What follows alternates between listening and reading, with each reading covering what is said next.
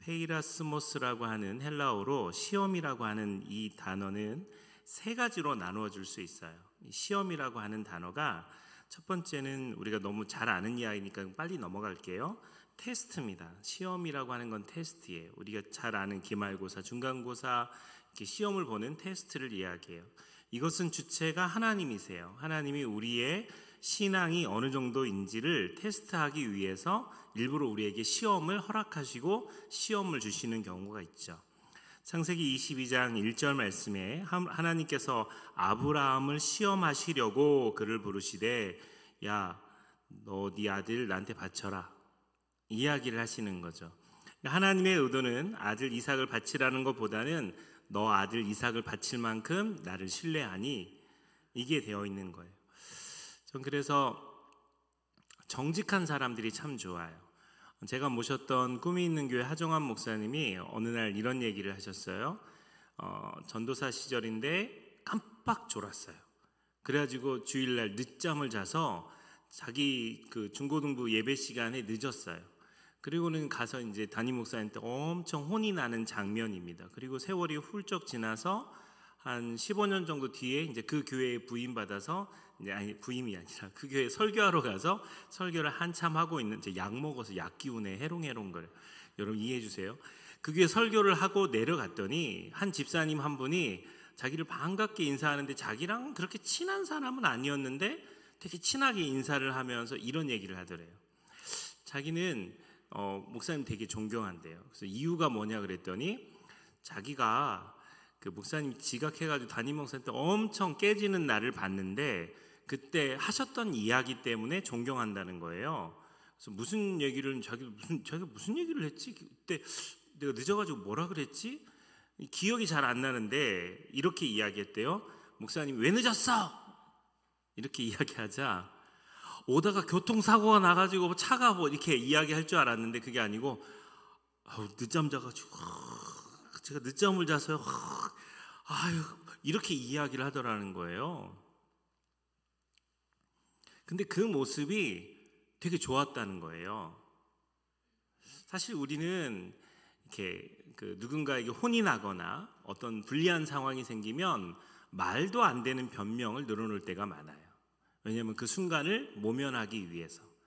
그런데 그 순간에 진짜 정직하게 혼이 나더라도 내 상태 그대로 이야기하는 이 자세를 굉장히 중요하게 생각하죠. 특히 예수 믿는 사람들이 이게 되게 중요한 겁니다. 기억나세요? 저희 아버지가 저 테스트하려고 학교에 공과금 내는 거 10,000원짜리 더 넣은 거 너무 감사해요. 여러분들은 무슨 얘기를 해도 다 몰라요. 다 잊어버리고. 고등학교 때 공과금을 내려고 가가지고는 했는데 거기서 세더니 10,000원이 더 들어갔다는 거예요. 그래서 10,000원을 저한테 돌려줬어요. 그래서 저는 곧바로 기도했죠. 하나님 감사합니다. 우리 아버지를 통해서 저에게 10,000원을 공짜로 주셔서 너무 감사합니다. 근데 이제 그 10,000원이 더 들어갔잖아요. 아버지의 돈이니까.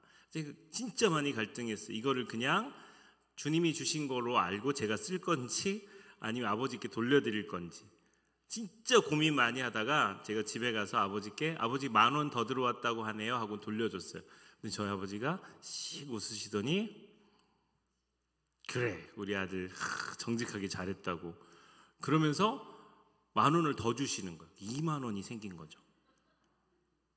그때 저희 아버지가 그렇게 무서운 분인 걸 처음 알았어요. 여러분 하나님이 우리를 테스트하시는 경우에는요 우리는 무조건 이 테스트에서 승리해야 됩니다.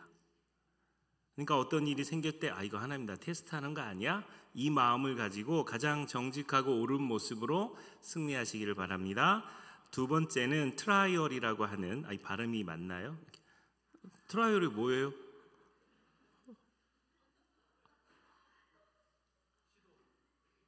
예, 맞습니다. 영어 선생님이 맞네요. 네, 시련. 근데 굉장히 당황해 하셨어요. 제 발음에 문제가 있을 수 있고요. 시련이에요, 시련. 테스트의 두 번째는 시련이에요.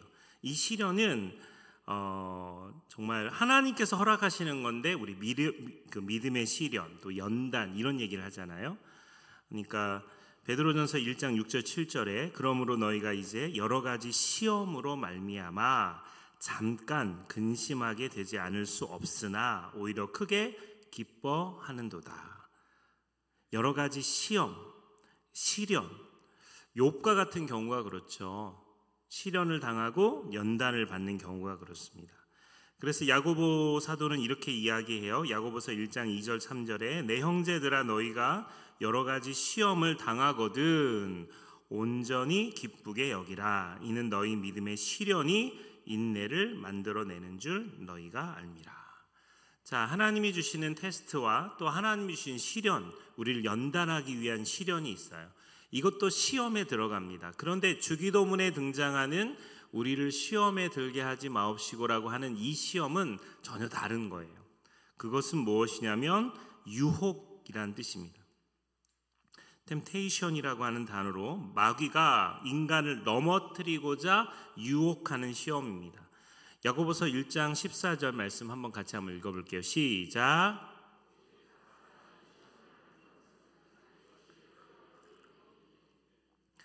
각 사람이 시험을 받는 것은 자기 욕심에 끌려 미혹됨이다 라고 나옵니다. 여기 이 시험이 지금 주기도문에서 나오고 있는 시험이에요. 마귀는 목적 자체가 하나님으로부터 우리를 분리시키는 겁니다. 기도하지 못하게, 예배하지 못하게, 하나님께 나아가지 못하게 우리를 분리시키는 거예요. 그래서 아담과 하와를 사단이 하나님으로부터 분리시키는 유혹을 줬잖아요. 그 목적처럼 죄를 짓게 해서 하나님으로부터 분리되게 만드는 거죠. 마귀가 우리를 시험하는 것은 죄악에 빠져서 우리가 파멸하기 위한 것입니다. 그래서 유혹하는 겁니다. 세속과 정욕과 욕심의 노예가 돼서 결국 죄를 짓고 하나님께 버림받기를 바라는 마음으로 우리를 꼬시는 거예요. 마태복음 4장 1절에 보면 그때 예수께서 성령에 이끌려 마귀에게 시험을 받으러 광야로 가사라고 되어 있습니다. 제가 진짜 기독교 영화라고 해서 국민일보에서도 광고 나와서 정말 기독교 영화라고 해서 본 영화 중에 아주 쓰레기 영화 하나 소개해 드릴게요. 여러분 절대 보지 마세요. 가든 오브 에덴이란 영화예요. 저는 이 영화를 보고 이게 천주교 그다음에 기독교, 왜냐하면 예수님의 30세 미만, 그러니까 사역 공생애를 시작하시기 전 모습이 어떤지를 저 영화로 담은 겁니다. 가든 오브 에덴. 여러분 보고 싶죠? 보지 마세요. 저는 제 옆에 보던 전혀 모르는 캐톨릭 신자들도 많이 봤거든요. 저는 수녀님이 쌍욕하는 걸 그때 처음 봤어요. 저 영화 끝나자마자 나도 욕이 나오는데 수녀님이 막 18 막 욕을 하더라고요. 그래서 수녀님도 욕하는구나. 이유는 간단합니다. 저기 등장하는 것 중에 예수님이 사단의 시험을 받는 장면이 등장해요. 근데 한국식이에요. 모래판에서 사단하고 예수님하고 정말 씨름을 하십니다. 이만기하고 강호동하고 씨름했던 것처럼. 그래서 예수님이 안다리를 걸다가 바깥다리에 넘어질 뻔하다가 막 이 장면이 나오고, 그래서 도대체 뭐 하는 장면이지? 예수님이 시험에 이긴, 사단이 3번이나 시험을 했고 그 시험을 말씀으로 이긴 장면을 상상하고 있는 저에게는 저게 뭐 하는 장면이지? 정말 예수님이 정말 사단하고 모래판에서 씨름을 한참 하다가 예수님이 이겨요. 근데 그 다음 장면이 너무 실망스러워요. 그 사단을 예수님 무릎에다가 앉혀놓고 예수님이 쓰담쓰담 하는 장면이었어요. 욕이 나올 만하죠. 그래서 수녀님이 그거 보고 욕하신 것 같아요. 말도 안 되는 이야기였어요. 그리고 더 충격적인 것은 예수님이 그 30세 되기 전에 전 세계를 여행하다가 갑자기 부처님 상 앞에서 이렇게 그걸 봅니다. 이렇게 정말 중간에 나가고 싶을 정도로 막 너무 화가 났었어요. 그러니까 영화는 영화일 뿐이라고 말하지만 완전 엉터리 영화가 기독교 영화로 둔갑해가지고 이게 보이는 경우를 제가 그 영화에서 봤어요. 여러분, 예수님 시험에 이겼던 장면은 3번 다 신명기 말씀을 가지고 예수님이 정확하게 짚어서 이야기를 하셨어요. 그게 되게 중요합니다. 그런데도 불구하고 우리는 말씀이 없이 이기려고 할 때가 많아요. 자, 다시 시험에 대한 이야기로 할게요. 야고보서 1장 14절 나온 말씀처럼 자기 욕심에 끌려서 미혹하게 됩니다. 사단은 그걸 너무나 잘 알아요. 그래서 우리를 시험 들게 만들어요. 간혹 시험 들었다고 할 때는 교회나 목회자나 성도들의 실망스러운 말이나 행동 때문에 상처받았다는 이야기를 할 때 시험에 들었다고 이야기합니다. 그런데 그 시험이 나를 주관하는 상태일 때, 그 시험이 나를 완전 사로잡아 봐요. 그래서 그 시험에 함몰되면 자기를 컨트롤할 수가 없습니다. 이것에 대한 좋은 예로 중독을 들 수 있는데, 예를 들어서 알코올 중독에 빠졌다. 그러면 알코올이 나를 주관하는 상태가 되는 거죠. 내가 술에 대해 주도권을 상실한 겁니다. 특별히 이 대한민국은 왜 기독교가 들어오면서 술과 담배에 대해서 하지 말라고 이야기를 했어요. 이유는 간단합니다. 파출소에 가서 아빠를 찾아야 돼요. 우리나라 사람들은 1차, 2차, 3차, 4차까지 가고 비틀비틀거리고 정말 죽으라고 공부해가지고 대학 들어갔더니 오리엔테이션 때 술 먹어가지고 연못에 빠져 죽지를 않나, 술 먹다가 죽는 이런 나라가 대한민국이에요. 우리나라 사람들은 끝을 봐야 되는 사람들, 민족성 자체가, 그걸 선교사가 본 거예요. 선교사들이 서구에 있는 기독교는 술, 담배 하는 경우도 많아요. 특히 술 하는 거에 대해서는 좀 자유로운 나라들이 많습니다. 그런데 이 대한민국, 조선 사람들, 한국 사람들은 그렇게 하면 안 되겠다라는 생각이 들어서 YMCA를 통해서 금주, 금연 운동을 너무 강하게 했죠. 그러다 보니까 문제가 뭐냐면 술 마시고 담배 피면 교회를 못 오는 문화가 된 거예요. 그보다 훨씬 더 아픈 게 많은데도 불구하고 그런 거죠. 어쨌든 자, 여기에서 한번 이야기를 나눠볼게요. 그러니까 이렇게 시험에 든다는 것은 이런 일들에 이제 쉽게 빠지는 겁니다. 빠지는 거예요. 청년들은 사실 어른들이야. 지금 여러분 예수 안 믿는 친구들 다 끊어졌잖아요. 예수 안 믿는 친구들이 별로 없어요. 교회 안에 신앙생활 10년, 20년만 해도요, 교회 안 다니는 사람하고 만나는 경우가 그렇게 많지 않습니다. 근데 청년들은 신앙이 가슴에 있어요. 근데 만나고 부딪히는 사람들이, 나보다 힘이 있는 사람들이 술을 권하거나 나보다 힘이 있는 사람들이 그런 것들을 권하는 경우가 유혹이 꽤 많아요. 그래서 청년 시절 때만 이런저런 것을 고민하는 거죠. 내가 술 먹거든. 술을 이렇게 입에 대고 이렇게 넘기지 말고 입에 이렇게 품고 있다가 안 볼 때 이렇게 뱉어. 실제로 그렇게 가르쳐 주는 사람이 있어요. 행주 같은 걸로 해서 입을 딱 척하면서 확 뱉어가지고 놓고 이렇게 확 붓고 막 그렇게 가르쳐 준다고 그래서 이게 이길 수 있는 능력이 나오는 게 아니에요. 단호하게 저는 술을 먹지 않아요. 저는 크리스찬입니다. 전 예수 믿으니까 술 안 먹어요 라고 이야기할 줄 알아야 되는데 그냥 그 자체를 숨기면서 그 유혹에 넘어가요. 근데 또 더 큰 문제는 내가 문제예요. 내가 청년 중에 내가 그냥 술이 먹어보고 싶어요. 왜냐하면 드라마나 영화 같은 데 보면 다 이렇게 문제를 풀 때 술 한잔 하고 풀거든요. 실제로 이 문화는, 오해 없이 들으세요. 목사님이 술 먹어도 된대 이렇게 생각하시면 안 돼요. 소주 랩소디라고 하는 백종원 씨 나오는 그 짜장 랩소디였나? 그거 이제 2편이에요. 그 음식 문화에 대한 이야기를 하는데 그거 보면서 저게 되게 설득력 있는 이야기다. 우리나라에 소주라고 하는 문화가 쭉 오면서 이 소주는 그냥 갈등 상태에 있는 사람도 야 한잔하게, 야 오늘 끝나고 한잔하게, 이 말 자체가 너하고 나하고는 계속 관계를 이어갈, 좀 공감해 주시면 안 돼요 여러분? 거기서 나온 이야기예요. 그러니까 저녁에 한잔하게, 지금 육체적인 피로를 삼겹살에다가 소주 한 잔 딱 먹으면서 이렇게 쫙 푸는 그런 개념으로 대한민국의 그 어떤 직장인들에게 이렇게 흘러오는 역사 속에 이렇게 묻어 있다라는 거예요. 근데 제가 그걸 보면서 설득이 됐어요. 설득이. 야, 그래, 참 맞아. 제가 목사지만 저거는 하나의 음식 문화 중에 저럴 수도 있겠구나라는 생각으로는 설득이 됐어요. 근데 문제는 그렇게 해서 한두 잔 먹고 풀면 너무너무 좋죠. 그렇게 한두 잔 먹다 보면 뭐가 돼요? 개가 돼요. 개가. 풀었는지 안 풀었는지도 기억이 안 나요.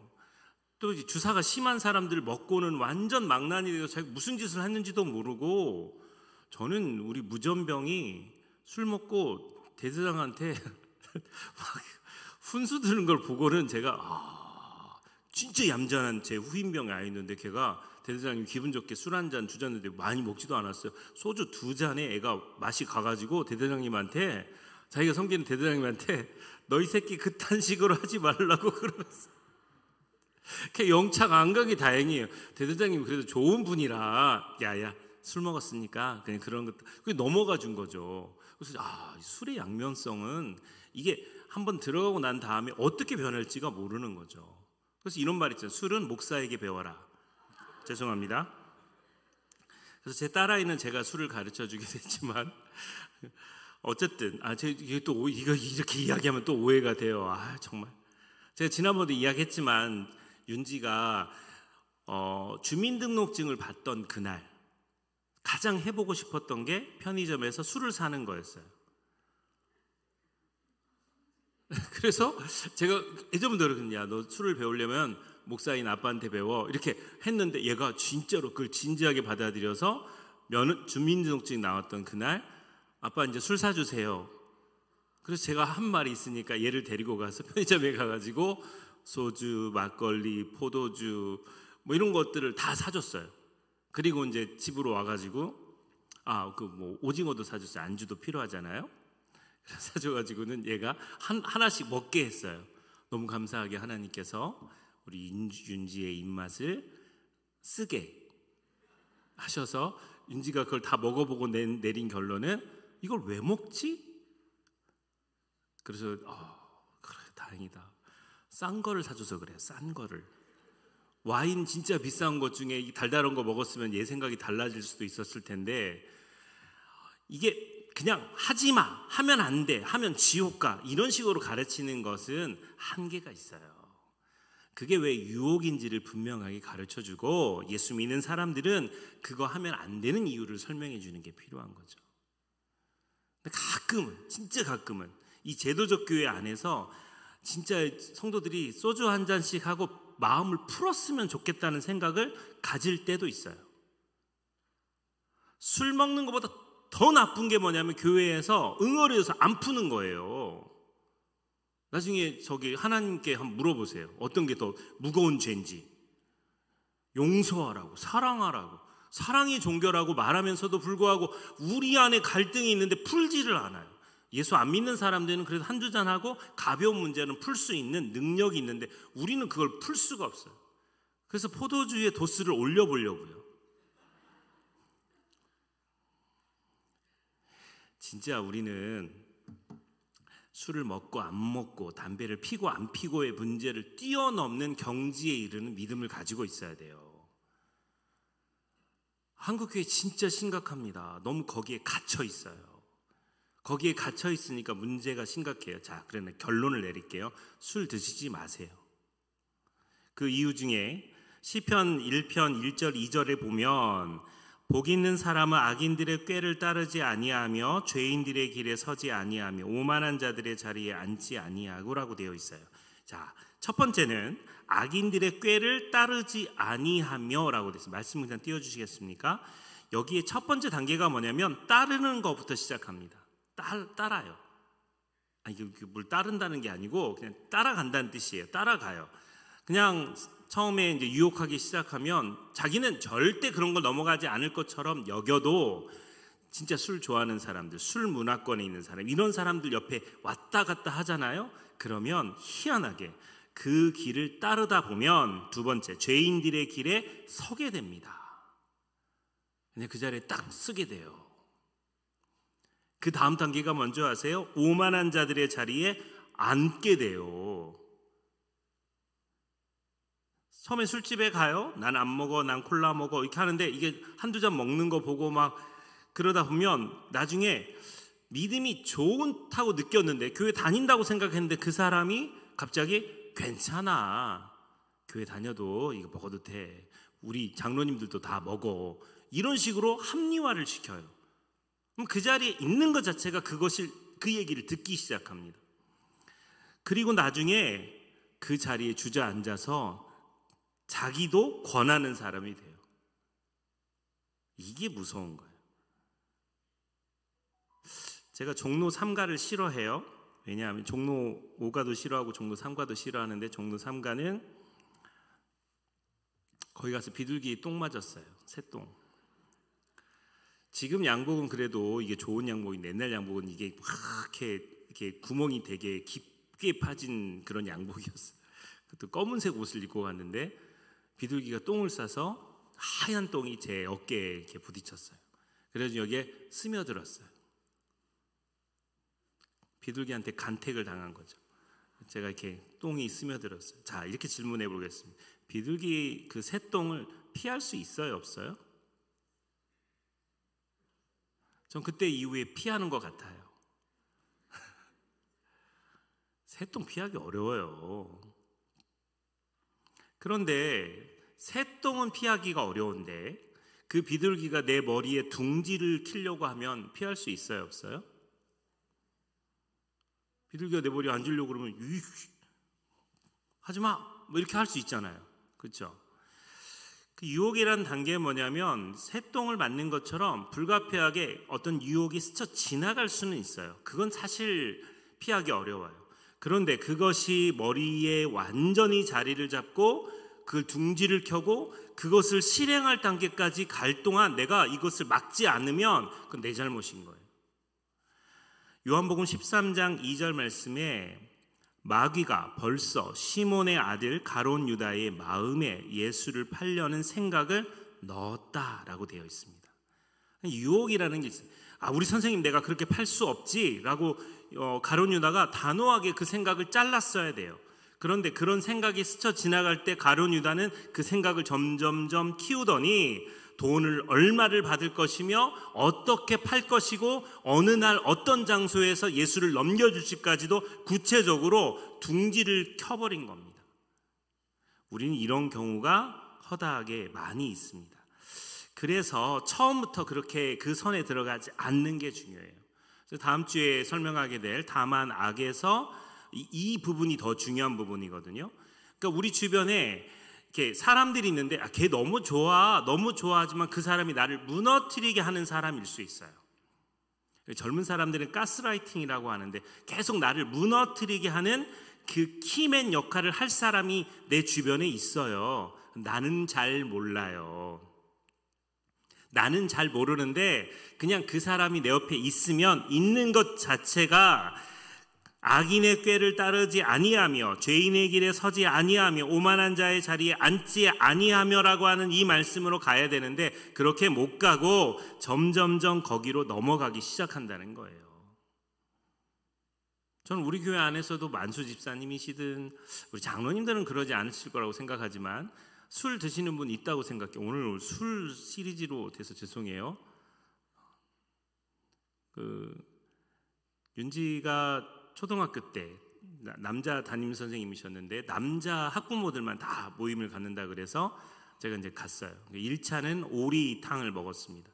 오리탕 먹으면서 벌써 이제 선생님이 이렇게 따라주면서 이렇게 타죠. 제가 술자리 가면요, 저는 안 먹더라도 잘 따라줍니다. 분위기를 흐트러뜨리지 않아요.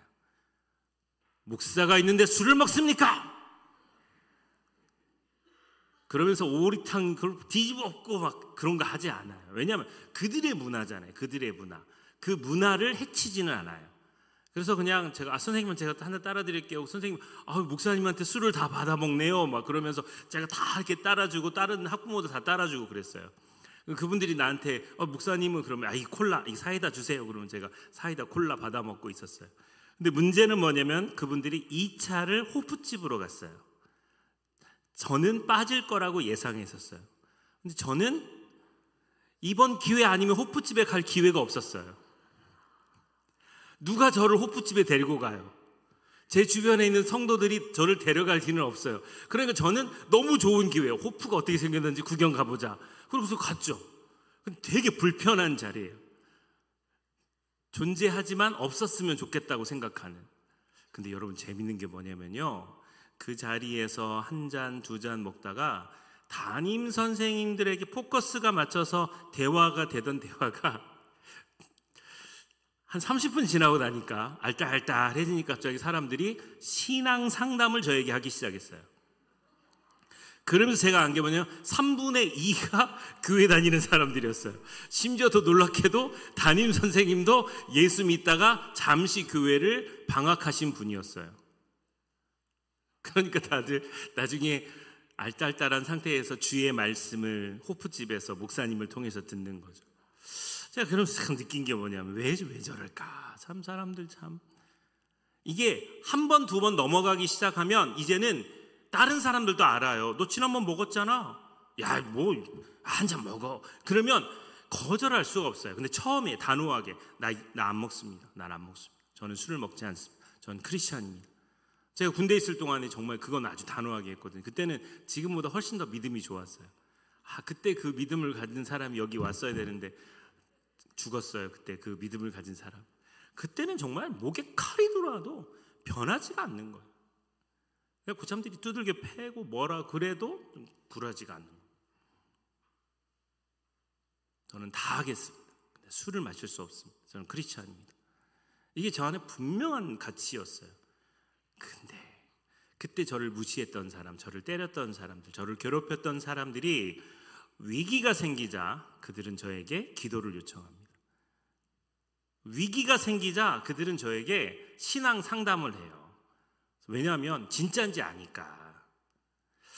술을 먹고 안 먹고의 문제는 사실 아무것도 아닌 문제처럼 보여도 술을 먹으면서 신앙생활하는 사람과 술을 일체 되지 않으면서 먹고 싶지만 마시고 싶지만 마실 수 있지만 저 마실 수 있어요. 저 먹을 수 있어요. 왜냐하면 저희 집안이 알코올 중독으로 망한 집안이에요. 저희 친척들 중에 이 친가 쪽은 정말 다 알코올 중독으로 3분이나 돌아가셨어요. 그리고 더 놀라운 것은 도신 집안이에요. 도신 집안. 도벽이 있다는 게 아니고 상대방의 패를 다 볼 수 있는 능력을 하나님이 주신 집안이에요. 저희 아버지만 예수 믿고 빠져서 그렇지 저희 아버지가 명절 때 가면 조카들 돈을 다 따오시는 장로님이셨어요. 그래서 저희 아버지가 너희들은 고돌이 배우지 말아라 라고 이야기했어요. 왜냐하면 이 도신 집안, 그러니까 술과 이 도박이 저희 집안에는 내력처럼 내려오는 거죠. 저도 제가 술이 센 걸 중학교 때 알았잖아요. 친구가 계속 하면서 제가 키가 작았는데 야, 너 먹어. 여러분 이런 얘기 하니까 눈이 반짝반짝거리시네. 너 먹어, 이거 먹어. 그러는데 걔가 계속 안 먹으니까 제 키를 갖고 건드렸어요. 키도 조그마한 게. 너 꼬맹이라서 그런 것도 못 먹지? 아이고 너는 애기야 애기. 그러면서 저한테 유혹했던 게 캡틴 큐 40도짜리 그거를 저한테 제가 그래서 야 우리는 포도주밖에 안 먹는다. 그때 또 지네 아빠 거 포도주를 빼와가지고 와가지고 그래서 저를 유혹하기 시작한. 그래서 제가 안주가 없어서 못 먹겠다 그랬더니 얘가 밖에 나가가지고 오징어를 한 마리 사가지고 구워가지고 저한테 대령했어요. 정말 그러다가 제가 안 먹으니까 자존심을 빡빡 긁는 거야. 조그만 해가지고 애기라서 못 먹는다고. 제가 그래서 그 말이 열받아가지고 캡틴 쿠에다가 그 포도주 18도짜리를 섞어가지고 한 병을 만들어서 나발을 불었잖아요. 그때 알았어요. 우리 집안의 내력을. 딱 내려놓고 제가 했던 말이 있어요. 못 먹는 게 아니고 안 먹는 거야.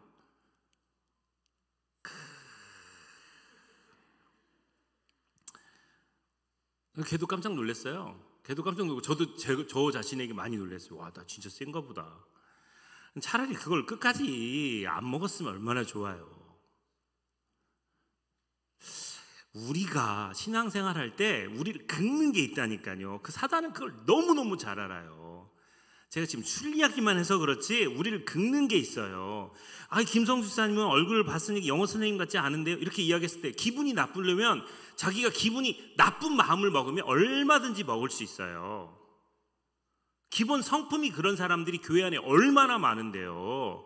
10년 전, 20년 전에 받았던 상처를 자기 연민으로 감싸고 있어요. 그 툭하면 그걸 꺼내요. 그리고는 나 시험 들었었어. 나 그때 그 시험 들었었어. 난 시험이야 라고 이야기를 하는 거죠. 여러분, 지금 무슨 얘기를 해도 어떤 불시험이 와도 능히 이길 수 있는, 그것이 나에게 문제가 되지 않는 그 사람은 하나님의 말씀이 가슴에 있는 사람입니다. 하나님의 말씀이 가슴에 있으면 그 사람은 시험이 들지 않아요. 왜냐하면 하나님의 말씀은 살았고 운동력이 있으니까. 그 말씀이 우리를 끊임없이 갱신시키는 거예요. 사소하고 작은 것에 넘어지려고 해도 하나님의 말씀이 나를 일으켜 세우는 겁니다. 디모데후서 3장 16절 17절 말씀에 모든 성경은 하나님의 감동으로 된 것으로 교훈과 책망과 바르게 함과 의로 교육하기에 유익하니 이는 하나님의 사람으로 온전케 하며 모든 선한 일을 행하기에 온전케 하려 함이니라. 아멘. 골로새서 2장 7절 말씀이 그 안에 뿌리를 박으면 세움을 입어 교훈을 받은 대로 믿음에 굳게 서서 감사함을 넘치게 하라라고 되어 있어요. 말씀이 뿌리를 받고 세워진 사람은 그 말씀대로 살아갑니다. 그리고 그것 때문에 감사가 넘치게 되어 있어요. 히브리서 4장 12절 말씀에 같이 한번 읽어볼까요? 시작. 있고 활력이 있어 자외의 날선 어떤 금보다 예리하여 홍과 영과 및 관절과 골수를 찔러 쪼개기까지 하며 또 마음의 생각과 뜻을 판단하나니. 하나님의 말씀은 그렇게 살아 있습니다. 운동력이 있어요. 좌우의 날선 어떤 것보다 예리합니다. 그래서 그 말씀이 나에게 능력이 돼서 그 말씀이 나를 주관하고 있는 겁니다. 육신의 욕심을 따라, 안목의 욕심을 따라, 세상의 자랑을 따라 넘어가지 않아요. 왜? 말씀이 기준이 되어 있기 때문에 그래요. 그 말씀이 분별력이기 때문에 그렇습니다. 우리 성경 통독하시는 분들 참 성경 잘 읽어요. 정말 너무너무 감사해요. 여러분, 성경 통독이 어려워서 그냥 성경을 읽으시는 분들도요, 끊임없이 그 말씀을 묵상하고 읽고 읽으면서 그 말씀이 내 가슴 속에 살아있기를 소망합니다. 또한 예수님이 이 세상에 오셨을 때 시험을 이기셨던 방법 중에 하나는 기도입니다. 기도 외에는 다른 이유가 없다고 분명하게 말씀하셨어요. 마태복음 26장 41절에 이렇게 되어 있습니다. 예수께서는 시험에 들지 않게 깨어 기도하라. 마음에는 원이로되 육신이 약하도다. 시험에 들지 않게 깨어 있으라고 이야기해요. 그렇게 하기 위해서는 기도밖에 없다라고 이야기합니다. 데살로니가전서 5장 17절 말씀에도 쉬지 말고 기도하라고 되어 있어요. 기도하지 않고는 하나님의 교제가 이루어지지 않아요. 여러분, 기도가 좀 어렵다고 느껴지시는 분들은 제가 이제 그런 예를 드리는데, 저 진짜 중학교 때 친했던 친구가 있어요. 그 친구를 한 30년 만에 만났어요. 걔하고는 뭐 학교 같이 왔다 갔다 했었거든요. 뭐 진짜 둘이서 남자아이들인데도 걔도 말을 잘하고 저도 말을 좋아하고 하니까 쫑알쫑알 거면서 이야기하고 얘기가 끊임없었어요. 다른 애들이 야, 너희 둘이 사귀냐? 할 정도로 이 말이 계속. 걔하고 학교를 오가면서 그걸 한 2년, 3년 정도를 그렇게 다녔던 것 같아요. 그 친구랑. 그랬는데 그 친구를 다시 만났어요. 정말 오래간만에. 만났는데 성훈 너 그리고는 얘기를 하다 보니까 얘기가 진전이 안 돼요. 너무 모르는 게 너무 많은 거예요. 얘가 어떻게 사는지, 대학을 어디를 나왔는지, 뭘 전공했는지, 지금 결혼을 했는지, 자녀는 있는지 이런 걸 전혀 모르니까 갑자기 이제 이 친구랑 말하는 게 어색한 거죠. 옛날 이야기를 하는 것도 한계가 있지. 중학교 때, 고등학교 때 이야기했던 그 얘기는 거기서 끝. 그 다음이 없잖아요. 기도도 마찬가지입니다. 우리가 하나님 앞에 기도할 때에도 하나님을 아는 지식이 우리 안에 넘치고 하나님과 대화하는 대화가 깊으면 깊을수록 우리의 기도는 더 깊이 들어갈 수 있어요.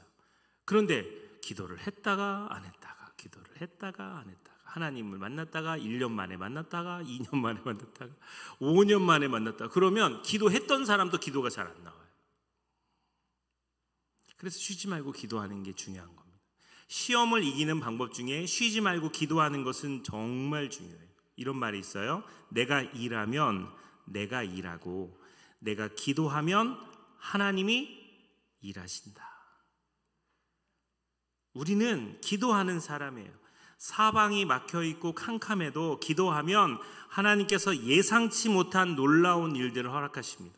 그것이 나에게 시험으로 다가오고 시련으로 다가오고 유혹으로 다가왔을 때 내가 기도하면 하나님께서 사방이 막혀 있어도 하늘이 열리는 역사를 경험하게 하십니다. 내가 정말 피할 길이 없을 때 기도하면 하나님이 피할 길을 열어주십니다. 고린도전서 10장 13절 하반절 말씀에 시험 당할 즈음에 또한 피할 길을 내사 너희로 능히 감당하게 하시느니라. 아멘. 여러분, 우리가 이렇게 기도해야 돼요. 하나님, 내가 시험을 이기게 해주세요. 이렇게 기도하는 것도 중요한데, 어떤 사람 때문에 시험을 당한다면 하나님, 내가 이 사람과는 도무지 상종도 하기 싫으니까 제발 제게서 멀리 그 사람이 떠나게 해주세요. 이렇게 기도하는 게 아니라 하나님, 제가 이 사람으로 인해 겪는 어려움을 잘 이겨내도록 도와주세요. 하나님, 내가 너무너무 힘들고 어려운데 이 고생이 없었으면 좋겠어요 라고 기도할 게 아니라 하나님, 이런 어려운 데서 잘 배우고 믿음이 더 커져서 잘 이겨내게 도와주세요 라고 기도하는 것이 시험을 이기는 방법이에요. 그러니까 시험을 이기는 것은 말씀과 기도가 살아있을 때만 우리 안에 역사하는 힘이 있는 겁니다. 말씀과 기도가 살아있을 때만 역사하는 거예요. 남부전원교회는 말씀을 뵙겠습니다. 남부전원교회는 말씀과 기도의 터 위에 세워진 교회예요. 어떤 분은 이 교회에 왔다 간 다음에 역겨운 냄새가 난다고, 영적인 코가 잘못돼도 한참 잘못된, 무슨 그런, 제가 12월 달부터 지금까지 교회에서 텐트 치고 살았어요. 왜 그렇게 살았죠? 집이 없어서. 여러 가지 이유가 있었지만 담임 목사실 불을 항상 켜놓고 싶었어요. 사람들이 교회 오면 목사님실 불 켜있네, 이걸 보여주고 싶었어요. 또 하나는 영적으로 이 교회의 터가 어떤지가 궁금했어요. 나중에 제자 훈련할 때 더 깊은 이야기를 하겠지만, 그래서 가위 눌림이 있는지 아니면 영적으로 뭔가 건드리는 게 있는지 이게 궁금했어요. 단 한 번도 그런 적이 없어요. 제가 그러면서 느꼈던 게 뭐냐면, 남부전원교회는 기도로 세워진 교회다. 이 교회는 정말 수년 동안 말씀의 기초에서 기도로 세워진 교회구나라는 것을 분명하게 느낄 수 있었어요. 아무도 없는 텅 빈 교회당에 혼자 있을 때, 그때도 그런 두려움보다는 평안함이 제 마음을 사로잡는 걸 느꼈어요. 우리는 시험에 들어서 어려운 일들을 겪기도 했지만 기본적으로 우리 교회는 말씀과 기도가 살아있는 교회입니다. 우리 믿음의 선조들이, 그리고 지금 이 자리에 계시거나 또 이 자리에 계시지 않는 기도의 동역자들이, 우리가 이 자리에서 한 20년 넘게 이 터를 지키면서 기도했던 기도의 흔적들이 있어요. 지금은 그렇게 철야하셨던 분들이 한 분, 두 분 하나님의 부름을 받았지만 그분들이 쌓아놓았던 기도의 터전이 그대로 있습니다. 하나님이 하시는 거예요. 그래서 교회를 함부로 무시하면 안 돼요. 교회는 그런 존재가 아닙니다. 절대 그렇게 하셔서는 안 돼요. 이 교회를 하나님 얼마나 사랑하시는가. 정말 말씀 그대로 시험 가운데 우리를 이기게 하셨던 그 하나님께서 우리에게 다시 한번 요청하십니다. 말씀이 살아있어야 돼요. 성경 읽는 거 게을리하지 마세요. 자녀들 앞에서 성경을 읽어주세요. 자녀들 앞에서 성경 읽는 것을 계속 보여주세요. 아이들 앞에서 성경 통독하는 소리가 계속 들리게 해주세요. 기도하는 거 놓치지 마세요. 기도하는 거 놓치지 마세요. 여러분, 거리가 멀어 새벽 기도 못 와도 그 시간에 깨어서 기도해 주세요. 목회자를 위해서 기도해 주시고 교회를 위해서 기도해 주세요. 그냥 여러분이 기도하는 사람으로 존재해 주세요. 그러면 하나님께서 우리에게 큰 은혜 주십니다. 우리 교회에 큰 은혜 주십니다. 오늘 진짜 하고 싶었던 이야기가, 그래서 오늘 설교를 엄청 길게 해서 이 뒤에 기도 제가 그냥 기도 인도할게요. 진짜 하나님께서 우리에게 은혜 주셔서 말씀과 기도로 세워진 교회인데, 그렇다면 우리 교회는 시험을 이기는 것 문제가 아니에요. 강력한 역사가 일어날 줄 믿습니다. 이 시간 우리 같이 기도할 때요, 하나님